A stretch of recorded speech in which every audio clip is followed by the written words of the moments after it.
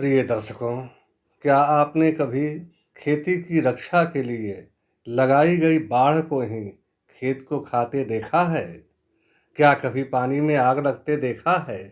शायद नहीं। लेकिन आज मैं आपको ऐसे ही अविश्वसनीय कहानी को पूरे ज्योतिषीय प्रमाण के साथ सुना रहा हूँ। इसे सुनकर आप भी दांतों तले अंगुली दबा लेंगे। यह एक ऐसे व्यक्ति की विवशता और मजबूरी की दास्तान है जो अपने पूर्व जन्म के गलतियों की सजा बेहद क्रूर तरीके से भुगत रहा है। इसके साथ ऐसे ऐसे क्रूर कारनामे उन्हीं लोगों ने किया जो जातक के एकदम सगे और अपने थे।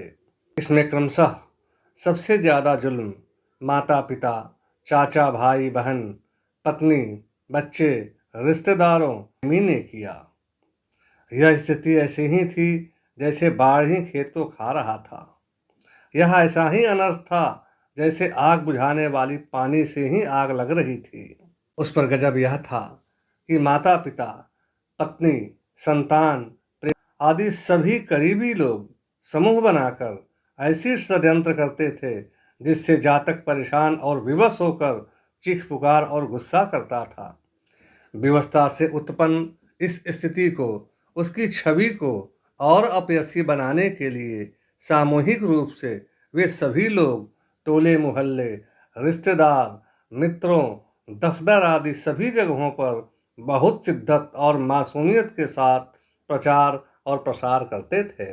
एक दिन वह बेचारा आदमी रोते कलपते मेरे पास आया और निढाल होकर अपनी आप बीती कहने लगा और इसके निदान के लिए प्रार्थना करने लगा। वह आदमी देखने से ही संस्कारी, विद्वान, साहित्यिक, विनम्र और ऊंचा व्यक्तित्व का मालिक लग रहा था। धनवान होने के साथ साथ जन्मजात वैतालिक और ज्योतिषी होने का सारे चिन्ह उसके चेहरे, आचार विचार और नख सीख में साफ साफ दिख रहा था। मुझे उसकी स्थिति देख बहुत आश्चर्य हुआ और मैंने उसकी हाथ देखा। उसका हाथ देखते ही मेरी रूह कांप गई और आत्मा से एक चित्कार निकल गया। लगभग लगभग सारे सुयोग उसके हाथ में मौजूद थे, लेकिन पूर्व जन्म का चूक भी साफ साफ दिख रहा था। मैंने उसकी जन्म कुंडली पर एक गहरी नजर डाली। उसका जन्म घनिष्ठा नक्षत्र के वृषभ लग्न में कुंभ राशि के साथ नवमी तिथि को संध्या काल में हुआ था। उसके भाव भंगिमा, स्थिति परिस्थिति और हस्तरेखा के हिसाब से यह कुंडली एकदम सही थी जो किसी विद्वान ब्राह्मण द्वारा बनाई गई थी।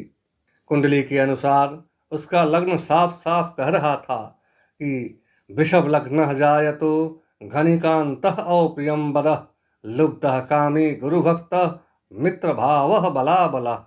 और भी ज्योतिषीय सूत्रों, लक्षणों और नियमों के अनुसार मैं यह समझ गया कि यह आत्मा जो इस जन्म में कुछ पूर्व जन्म के भूलों के कारण दंड भुगत रहा है, वह प्रबल प्रतापी और ज्ञान से भूषित एक दिव्यात्मा है जो कि अपने जीवन के अंतिम काल में ऐसी चमत्कारिक काम करेगा जिस पर लोग यकीन नहीं करेंगे।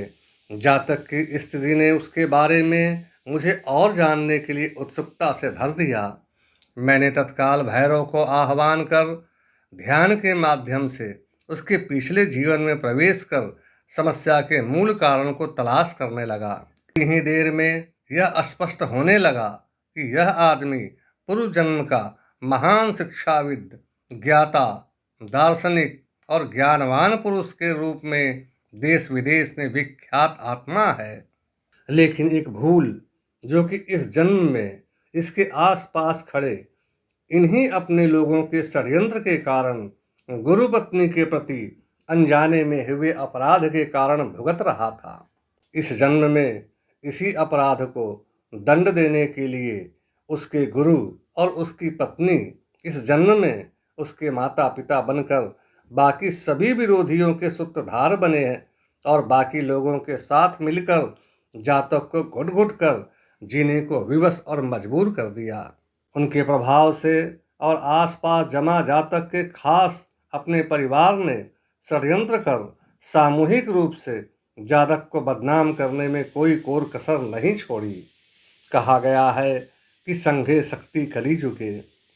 संघ की इसी शक्ति का सामूहिक दुष्प्रचार से लड़ाई लड़ते लड़ते यह आदमी इतना बेबस, उग्र और चिड़चिड़ा हो गया था कि जो यह था वह दिखता नहीं था और जो नहीं था वह खूब चमक कर दिखने लगता था।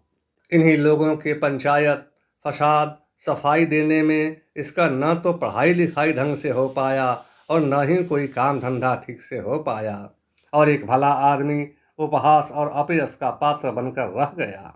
प्रकृति के इस माया पर मेरी मुंह से ठंडी आह निकल गई। यह कैसा खेल था। जो लोग पिछले जन्म में जातक के भूल के जिम्मेवार थे, वे सब इस जन्म में जातक के प्रति दुराग्रह और पूर्वाग्रह रखकर अपना कई कई जन्म को खराब कर रहे थे। मैंने आंखें खोल कुंडली पर फिर से गहराई से नजर डाली तो पाया कि जातक का जन्म बहुत ही सुंदर स्थिर लग्न वृषभ में हुआ, जो उसे राजाओं जैसा योग्यता और गुरुओं जैसी ज्ञान क्षमता प्रदान करता है। तो कुंभ राशि साहस, शक्ति, रहस्य और ज्ञान के साथ जातक की सोच में स्थिरता प्रदान करता है। इसके अलावा लग्न पर किसी भी ग्रह का कोई दृष्टि या प्रभाव नहीं है, यानी प्रकृति ने अपने आप में हर तरह से एक सुंदर और योग्य व्यक्तित्व को स्थापित किया, जो कि उसका पिछले जन्म के संस्कार थे। स्वयं विद्यावारिधि बुद्धि विदाता बुद्ध विराजमान होकर अपने द्विराशि स्वभावानुसार द्विवाणी बोलता है। ठीक उसी प्रकार जैसे विधिवश सुजन कुसंगत परहि फनि मनि सम निज गुण अनुसरहि, यानी जातक का वाणी किसी किसी के लिए जहर के समान होता है तो किसी के लिए प्राण बचाने वाली दिव्य मणि के समान। समय समय पर इसका मूल्य, रूप, गुण और भाव बदलता रहता है। इस पर शनि की तीसरी दृष्टि वाणी के गुण और दोष दोनों को शिथिल कर, निष्क्रिय और रुग्ण कर विष घोलने का काम कर रहा है। तीसरे भाव यानी सहज स्थान या भातृ स्थान पर बैठे कर्क राशि में चंद्रमा पर छठे भाव में बैठे गुरु, जो कि जातक के इस जन्म के पिता हैं, कि नौवीं दृष्टि ने चंद्र के प्रति अपने दुराग्रह और जातक के प्रति नफरत के कारण भाई बहनों के बीच भारी मतभेद पैदा कर दुश्मनी करवा रहे हैं। इसी भाव से जातक के पड़ोसियों के बारे में भी पता चलता है।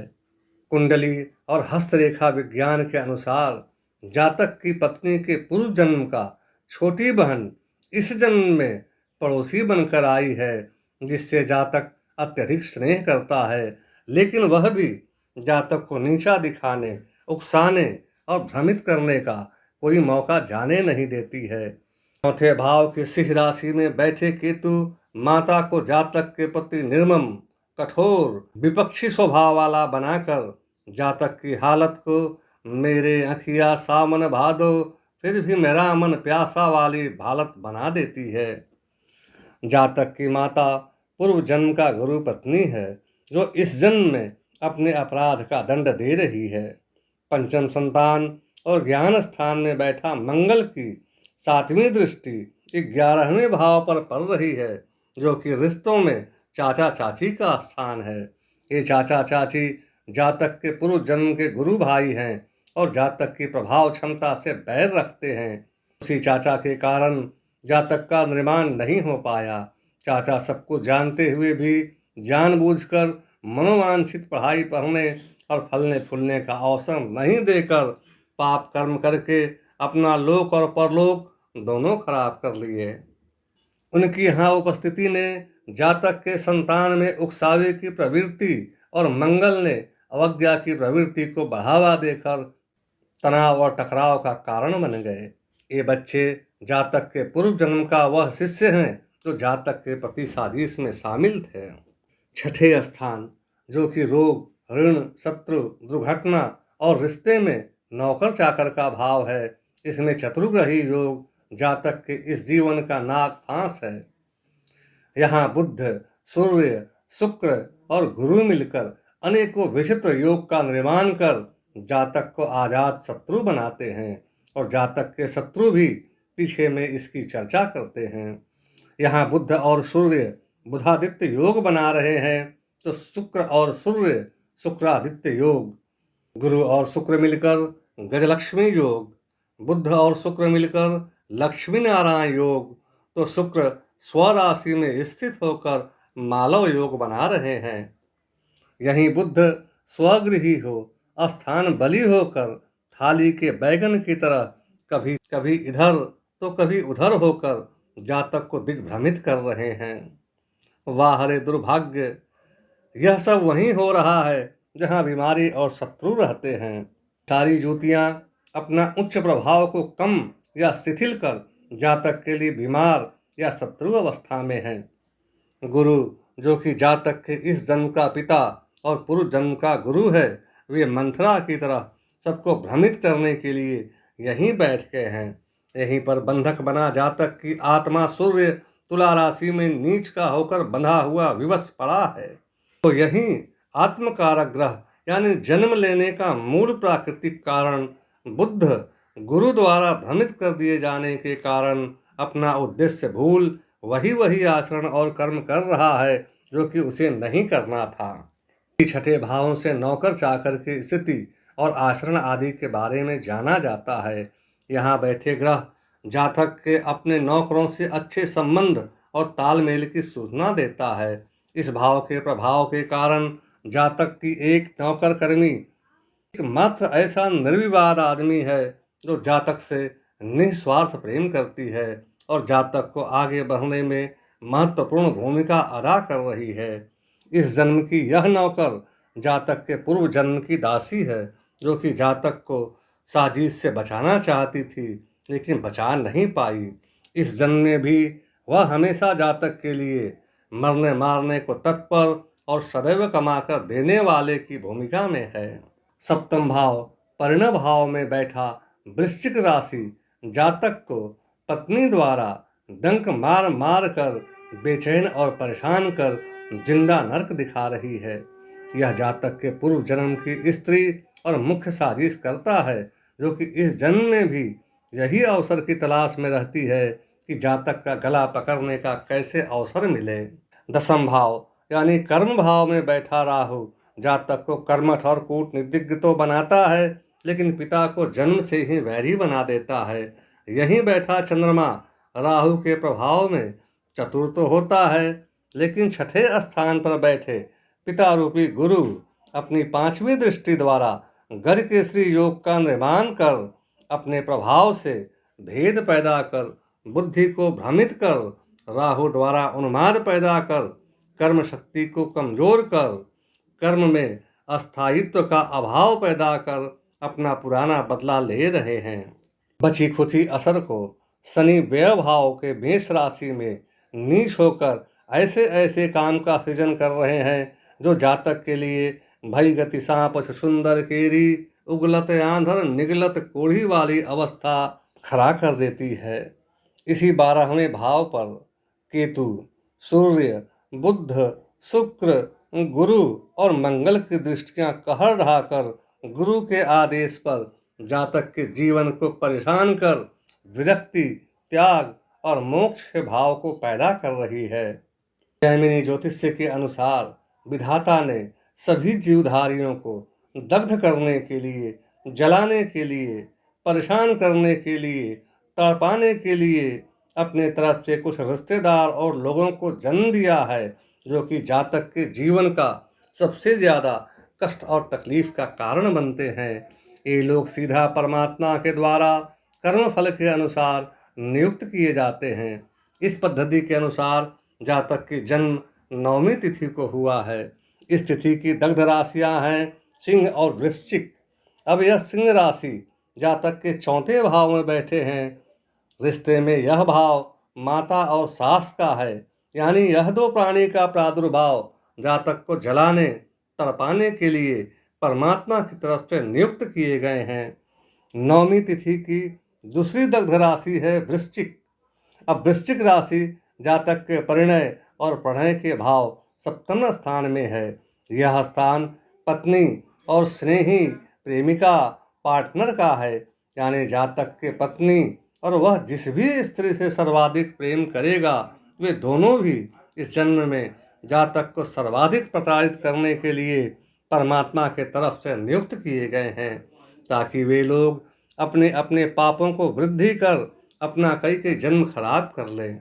जातक की पूर्व जन्म की पत्नी ही इस जन्म की पत्नी है, और जातक की पूर्व जन्म की साली इस जन्म की पड़ोसी और स्नेही है। जातक के हस्तरेखा में भी पूर्ण रूप से यही बातें लिखित है जो कि कुंडली में लक्षित हो रहा है। अतः हम कह सकते हैं कि विधि के विधान के अनुरूप सुरक्षा के लिए लगाई गई बाढ़ भी खेत को खाती है, और पानी में भी बड़वानर के रूप में आग लगता है। धन्यवाद।